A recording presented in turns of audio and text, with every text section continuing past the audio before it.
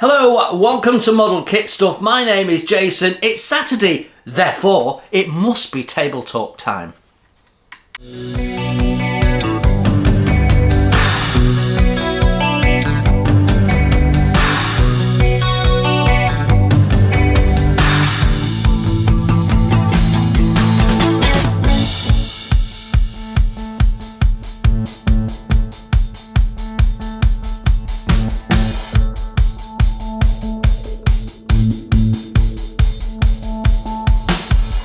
Well, yes, it is table talk time, which is good because I've got plenty to talk about this week. First and foremost, if you're a new subscriber, a big welcome to the channel. Very grateful for your joining. Table Talk is a really important video that we do every Saturday, which talks about what's coming up, what's been going on in the background, what happened last week. And it also, from time to time, gives you an opportunity to shape what we're going to do on the channel.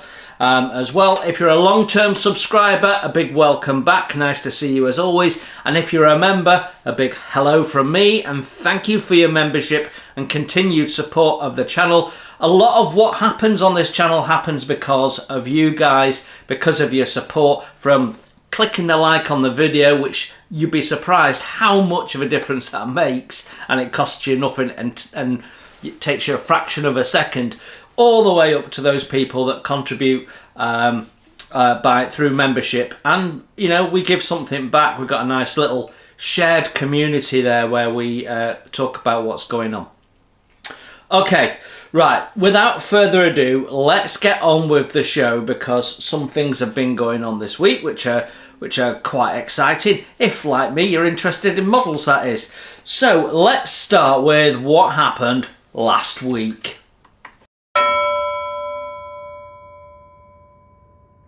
So we kicked Monday off with a 20-year-old kit from Tamiya, but it stood up well, with the possible exception of the tracks. But as many people pointed out, you almost don't see any. You'll see a little section at the back, a little section at the front, but because of all the skirts and stuff, you just don't see them. And that's a fair point. But it's a 20-year-old kit and it stands up really well. If Airfix had brought that out now, you'd be going, yeah, Airfix did a good job.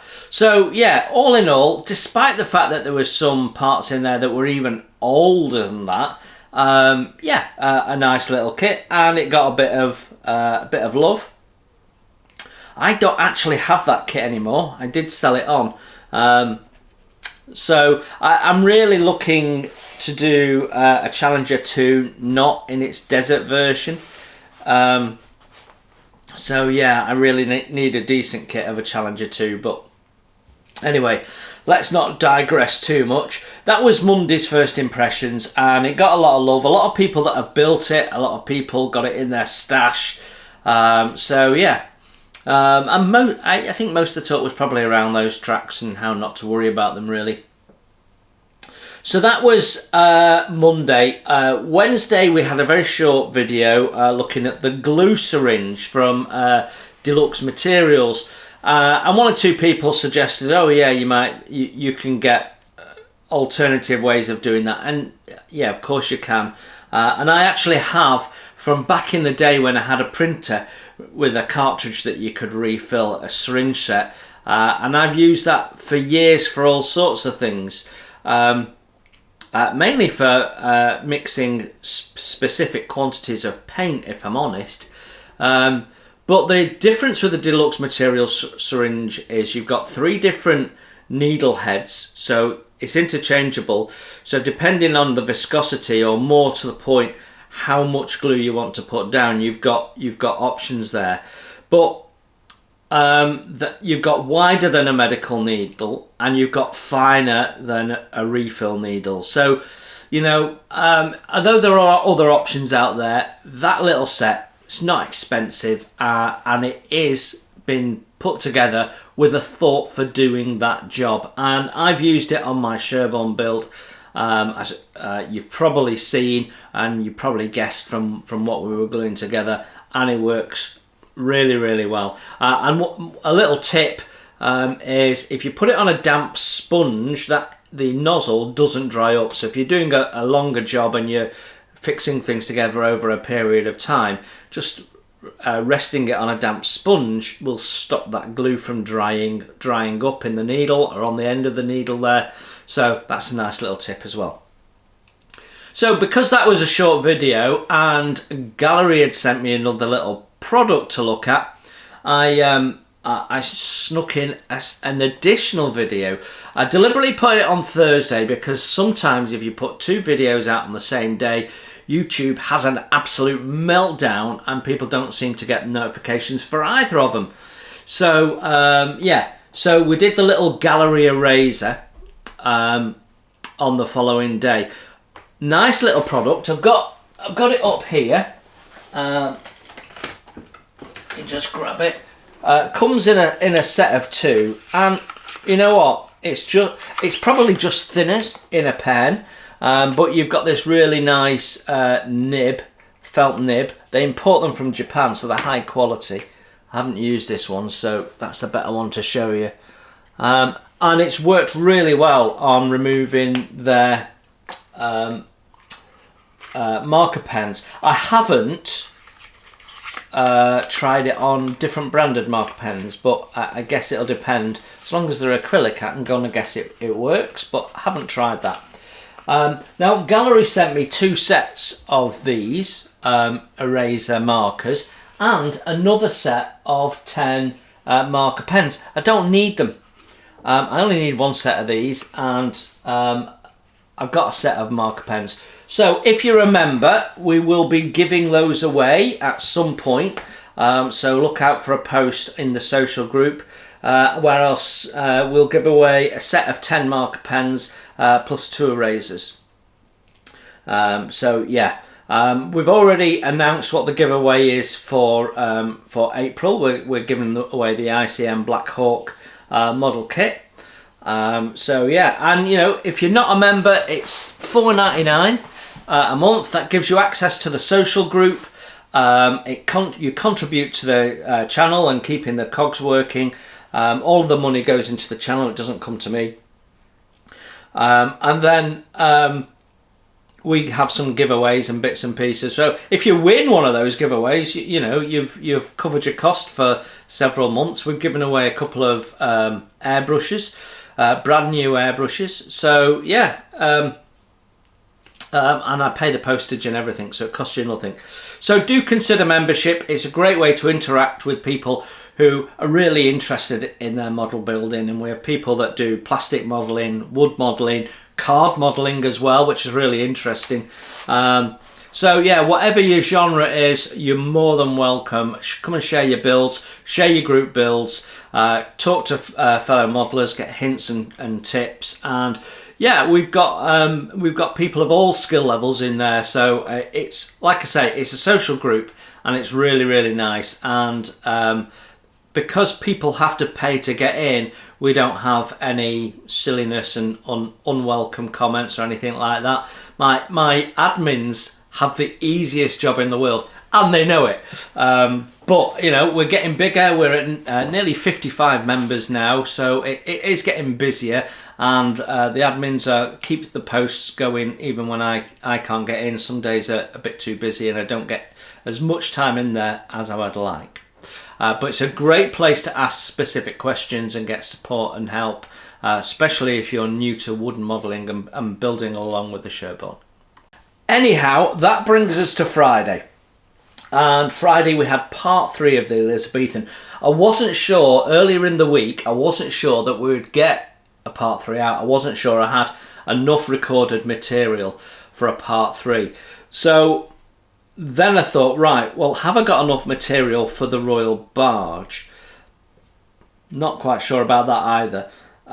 So if we can't put the Elizabethan out, maybe we should turn the Royal Barge into a part 1 and part 2. Whereas I sort of intend to do it all as one build, but actually, because of the things you're going to have to do with the wood, it might become a bit longer than an hour, so it might be a 2-parter.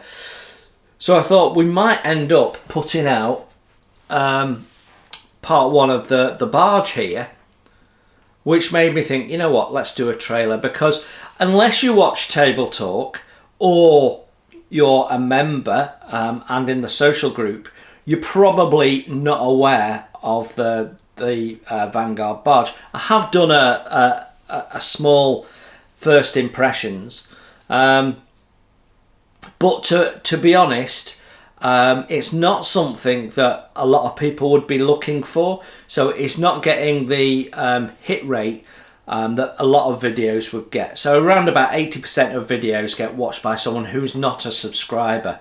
So you have to be very thoughtful and mindful of what's in your title.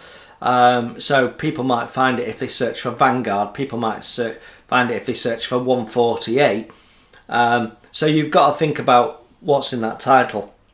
So I thought I'd put a little trailer out just to raise awareness a bit. So that trailer, what is it, 1.5 minutes long. Gotta say, I was really pleased with how it came out. It came across really well.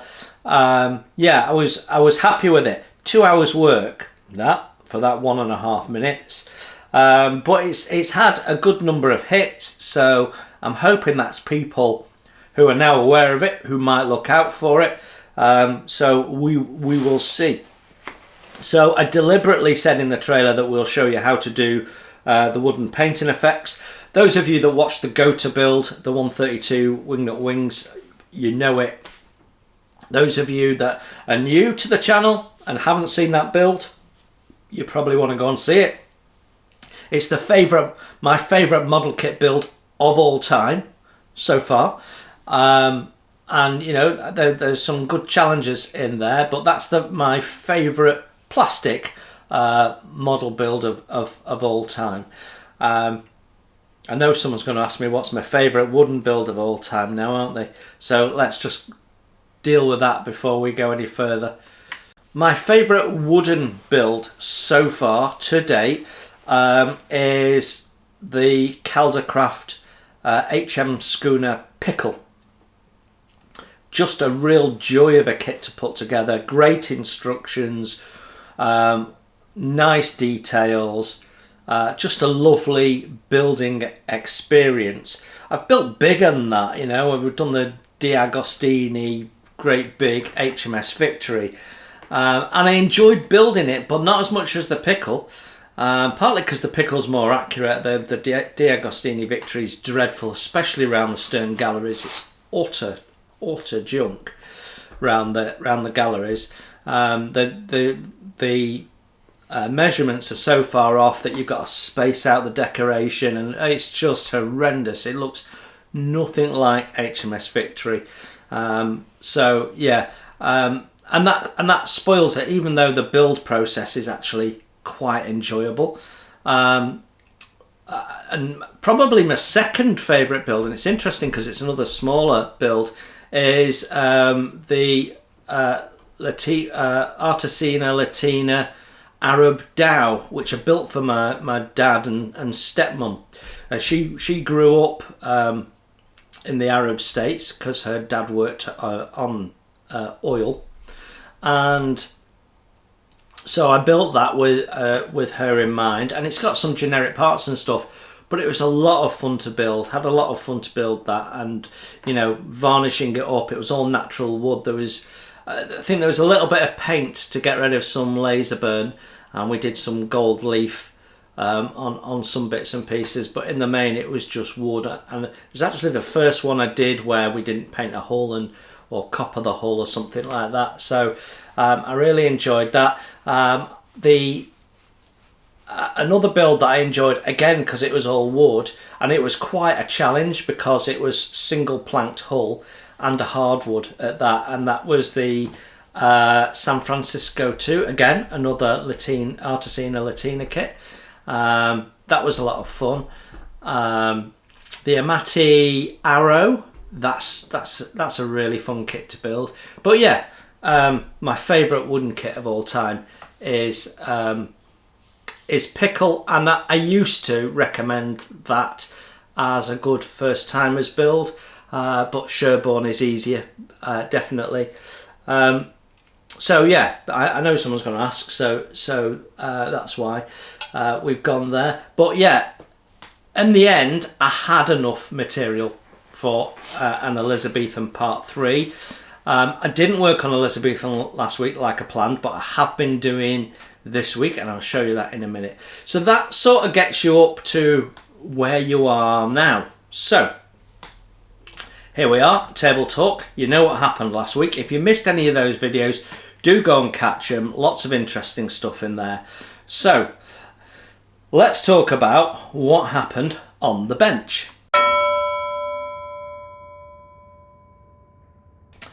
So last week I concentrated on pickle because that's just what I was in the mood for, if I'm honest.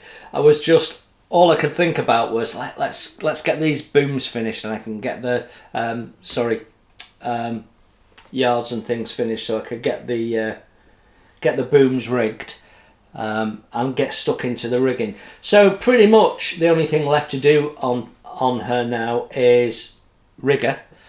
And anchors and a couple of doors to go on. But because the booms were loose, in fact the lower boom still is loose. The upper one particularly I wanted to get rigged. So we mounted on the spars, and then we have to do the bit of work that attaches them at the back. And then that allows me to position the upper boom. So yeah, so that's all been done now, and you can see she looks really great. I really struggled with the end of the boom. I haven't rigged her right because the instructions are telling you to use a single block at the bottom and a single block off the boom. But when you look at the pictures in the instruction manual, you've got 3 lines. And the only way you're going to get 3 lines is for the block at the top to be a double block.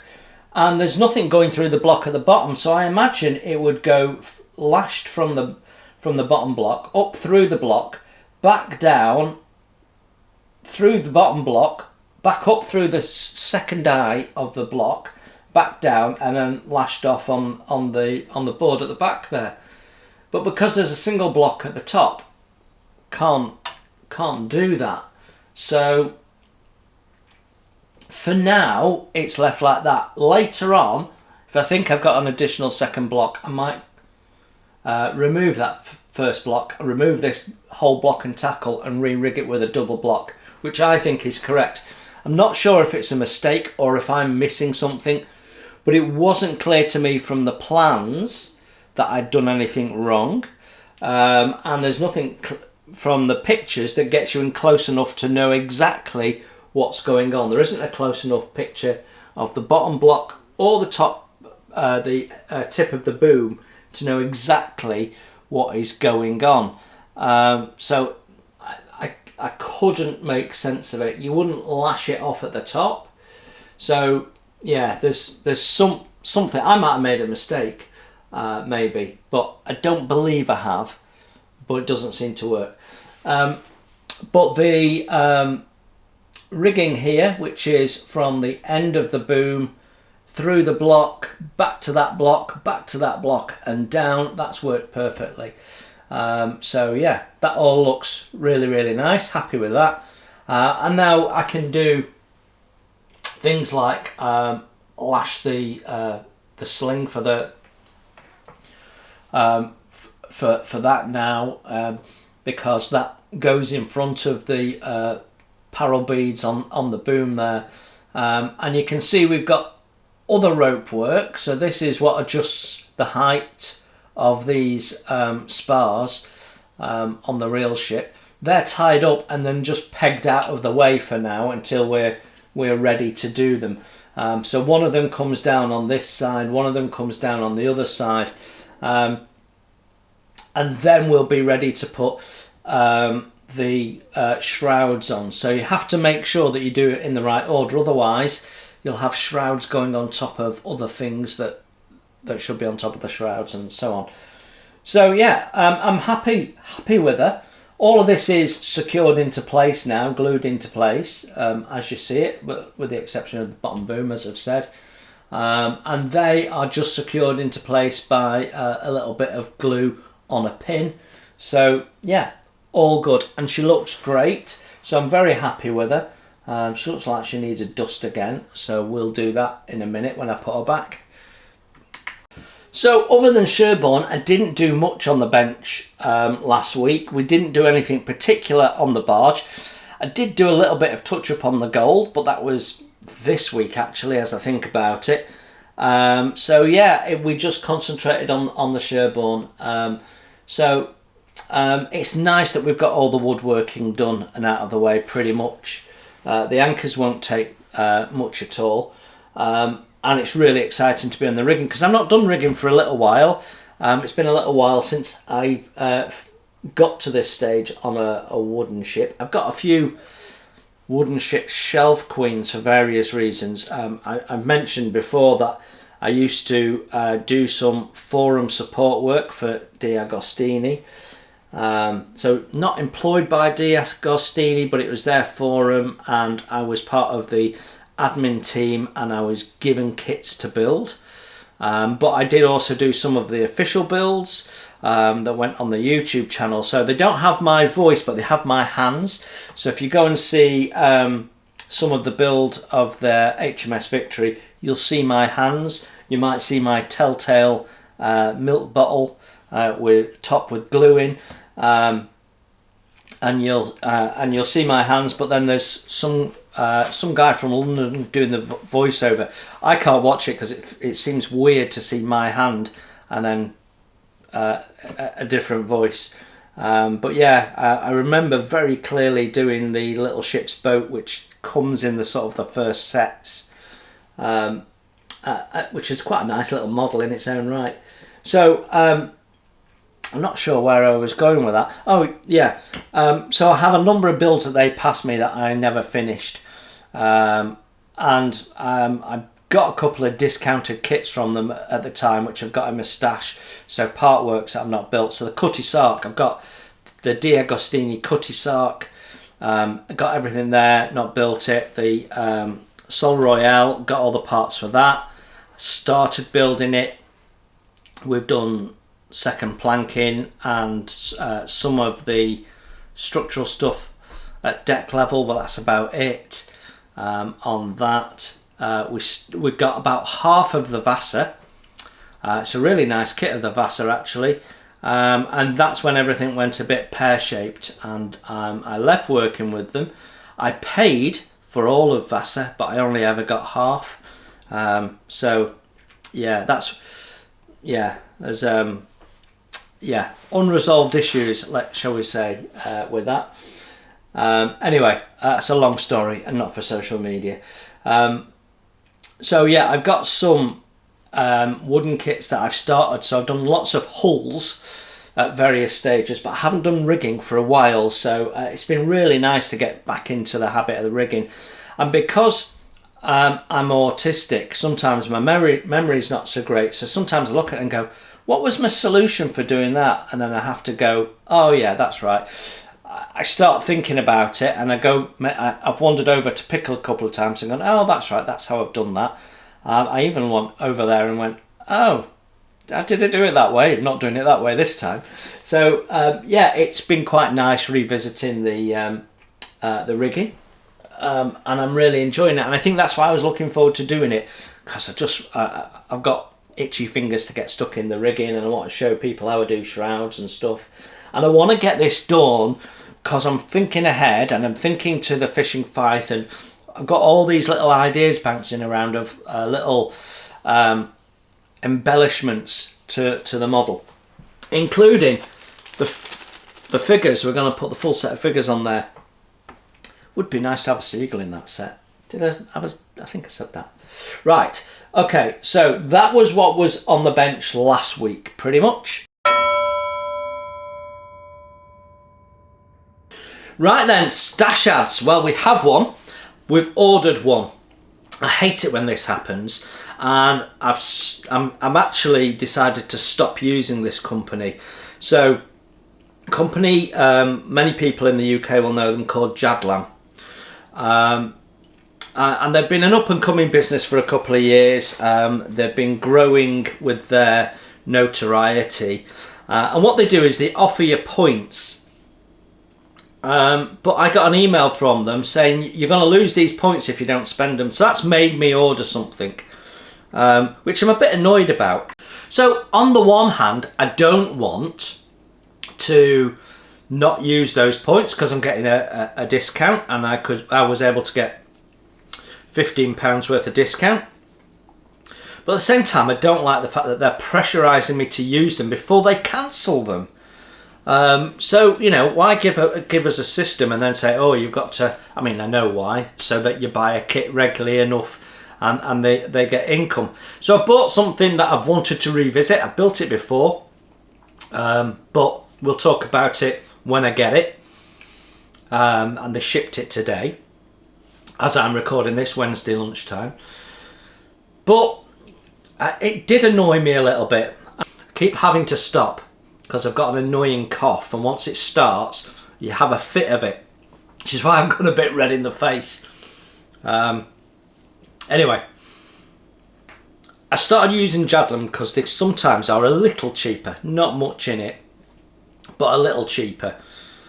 And they tend to announce their pre-orders earlier than anyone else, so that sort of grabbed you. But I now realise that what I'm gaining on being able to pre-order quickly, I'm losing in the fact that they're so slow on shipping pre-orders.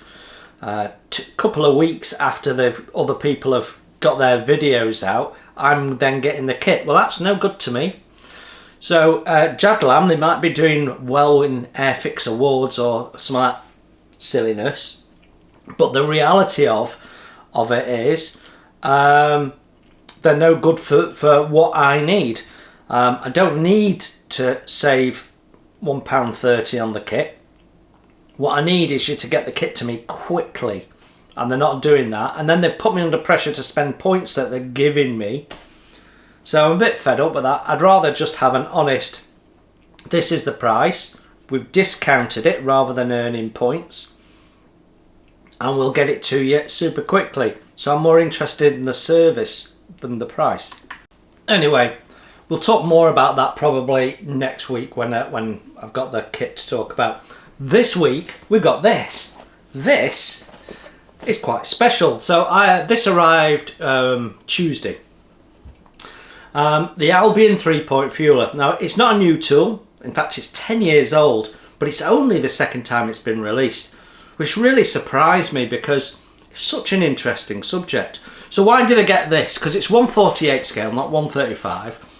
Well, partly that's why. I got it because of the artwork. I just, look at that. It's just an interesting little vehicle, isn't it? It's not expensive as kits go, so quite a good price. Because it's 1/48 scale, you've got all sorts of options. Display it on its own, display it with a Mark 1 Hurricane or a Spitfire or what have you. Loads you can do with it. And that thing went to all theatres where the RAF were operating. So Airfix have really undersold themselves with this. They've got the same decal scheme in as last time. There is no reason why they couldn't release this with a Middle Eastern decal scheme and probably different paint colours, I'd imagine. You know, there's things they could do with this, I think, to get more out of this. And I'd love to see Airfix do more 1/48 range, you know, ground crew, ground equipment and that sort of stuff. They do it for 172 quite extensively. US, UK, they've even got some Luftwaffe figures and stuff. It would be really good if they could do that in 1/48. So this doesn't come with any figures. There is a resin aftermarket figure as a driver for this, which I guess someone did after the last iteration of it. But yeah, I've done the first impressions of this. I recorded it this morning, and you'll see that very soon. And I mean, it doesn't blow your socks off. Let's not get over enthusiastic about it. But it's a cracking little kit. And you've got so much you could do with it. It's the potential that comes with the kit that's exciting. But the kit itself is really quite nice. Except for one element, but we'll talk about that in the first impressions. So I'm really pleased that I chose to put this on pre-order. And obviously I've bought the kit. Some people might get it given to them, I guess. But as always, you'll get an honest review from me. And I've got another flying hour to add to my 70 plus of them now. So still waiting for something juicy to get with them. Right then. So that was my stash ads. Still haven't received anything for the Constitution as yet. So that's due out on the 3rd of April. So maybe I'll get it when everyone else does. Don't know. Yeah, it's a nice kit, that. Really nice kit. Right then, news. What's happening in the news? Well, okay. Firstly, there is nothing new to share in the garden because just nothing's happening.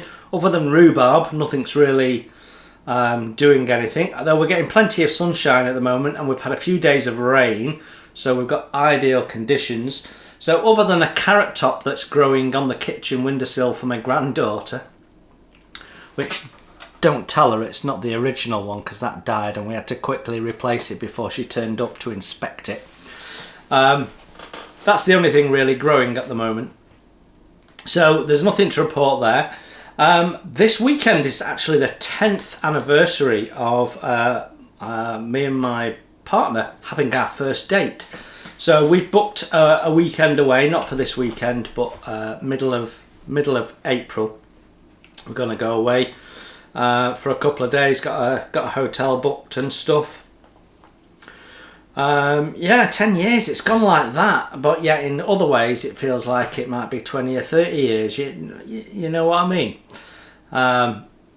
So yeah, and the big positive about it is 10 years is how long I was married, and this 10 years just ticks the box to say actually that first 10 years that you squandered on that individual, you've just proved to yourself how happy you can actually be. So yeah, there we go. So looking forward to that. We booked to go away. Weather should be just that little bit more better, and there'll be some nice things to go and see. The gardens will all be in full bloom for spring. So yeah, looking forward to that. So that's happening in the news. In other news, some of you will remember my eldest daughter Daisy. She's been on the show a few times when in the early days of doing live streams. She used to help out, and some of you have met her at Telford, of course. She's been doing day release with college. Well, she's at college full time, but she's been doing work experience on a one day every week rather than doing a solid 5 days at a daycare centre. So for the elderly, a drop-in centre for the elderly, and they've basically come up to her and said, "Look, we've got a job coming up. If you're interested, we'll give you the nod." So, and you can apply for it. So she is very interested in it, you know. So and it'd be a good little starter for her. So yeah, that'll be really, really interesting. So hopefully, I mean, they know when she finishes college and stuff. So hopefully they're going to align all of that. So fingers crossed there for Daisy. In kit news, I think probably the most interesting thing about to come out is Monty's Caravan from ICM. I'll be interested in that when it comes out. I think I've got a command truck from I think it's IBG, and I'm not sure if that's actually Monty's Caravan, but they haven't said so. So I'm interested to compare the two. But if it's not, I mean, it's based on the Leyland Retriever chassis with an Italian Caravan on, as I recall.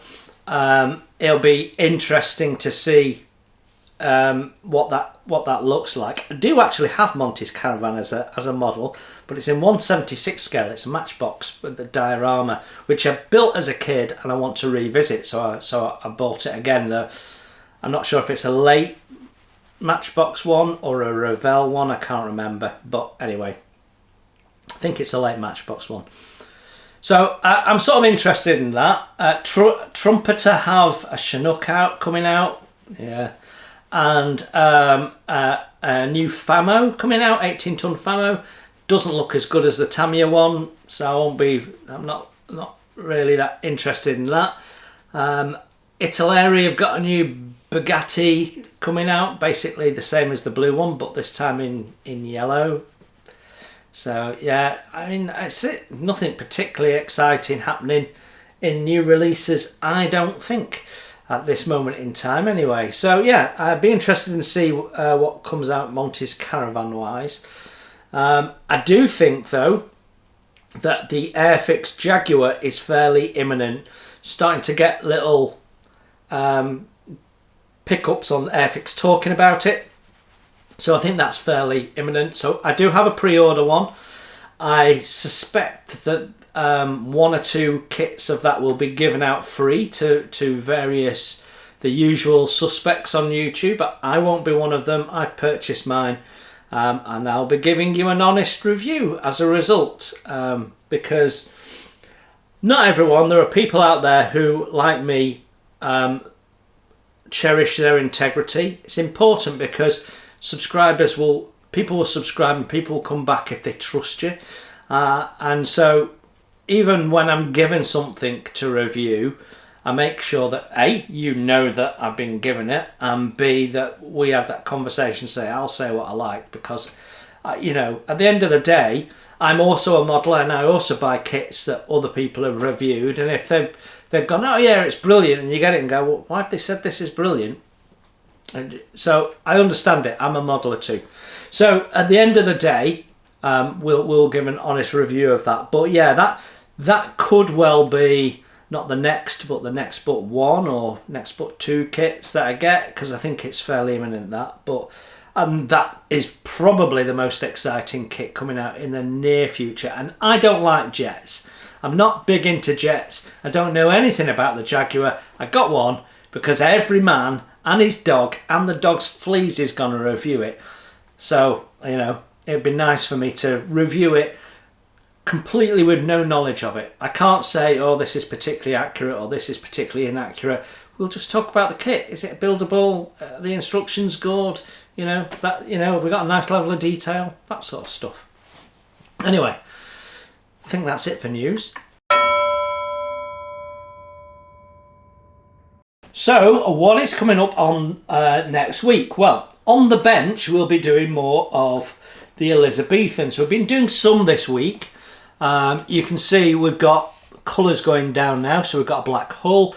We're starting to put the second coat of the wood down and putting wood down in areas we didn't before.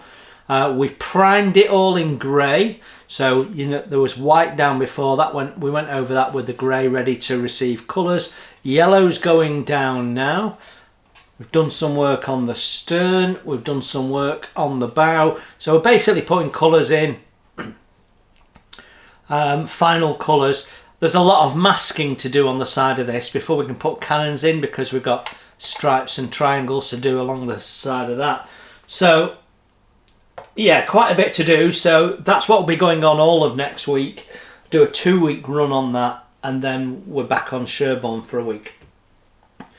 So in terms of what to expect on videos, well, Monday we've got a new kit release being first impressioned. A truck, you might be interested in that. And then on Wednesday we've got part 16 of the Sherborne.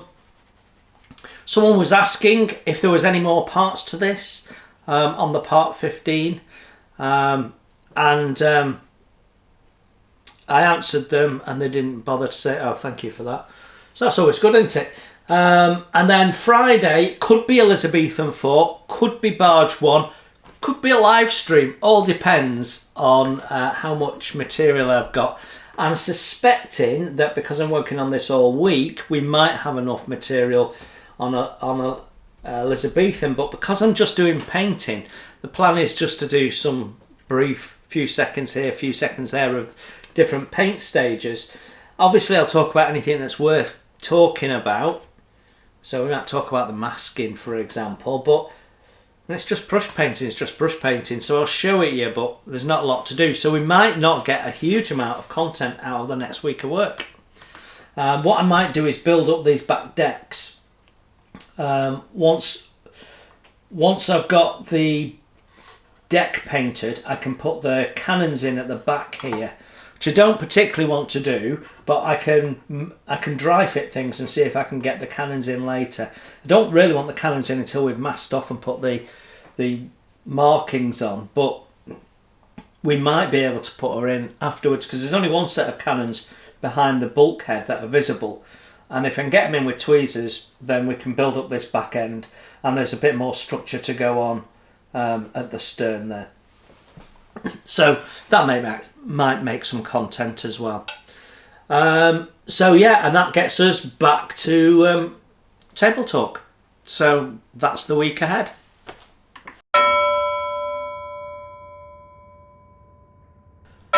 Yeah, I think that is it for this week. Lots going on, as you can see. As we're starting to progress into the year, we're starting to get some kits released, which is some interest. You know, I've only bought one kit in the last month. You compare that to my behaviour last year. So yeah, we should have a nice pot of money ready for Telford this year. I do intend to go on a bit of a shopping spree at Telford. I've got some stash marked up ready for selling on eBay. I've got to work out though, eBay have changed how they work, and I've got to work out they retain the money, which means the money's in their bank, and they're getting a huge benefit off holding my money on their cash flow. So it's making their business worth millions more than it actually is, because they're artificially holding money in their bank that's not actually theirs. It's mine, you know. But they're not giving it to you. They hold it until the buyer says they've received it. But what happens if the buyer doesn't say that? So I'm not too happy. So I don't know where else I can sell my kits. So if any of you know of a good place, a good website I can sell my kits that's similar to eBay and not a load of hassle, there's a Facebook page, for example, that sells them, but you know, you've got to have £250 worth of kits before they do it. It's on the surface, as a buyer, it looks brilliant, but if you're trying to actually sell kits, it's a pain in the butt. So if anyone knows of a good way of selling kits, I've already offered these once on here, so I know that the subscribers aren't particularly interested. They're all boxed up and ready to ship, so all I've got to do is sell them. I might just put them on eBay and then use the funds to get something else from eBay maybe. But that's not really what I want to do, and it bothers me that they're holding my money and then I haven't worked out how to get them to deposit the money into my bank account. So yeah, not, you know, and what happens if someone doesn't say, oh, I've received the goods? Do I never get the money? You know what I mean? Anyway, I've got kits to sell and I need to press on with that. So yeah, thank you very much for the support. It's always appreciated. I'll try and get a little bit more involved in the social group this week coming up, because I have been quite busy in the last week. Got some things going on one way or another. So until I see you in next week's Table Talk, or maybe in the chat on Friday night, you have a great week. Enjoy your modelling, and I'll see you soon. Bye for now.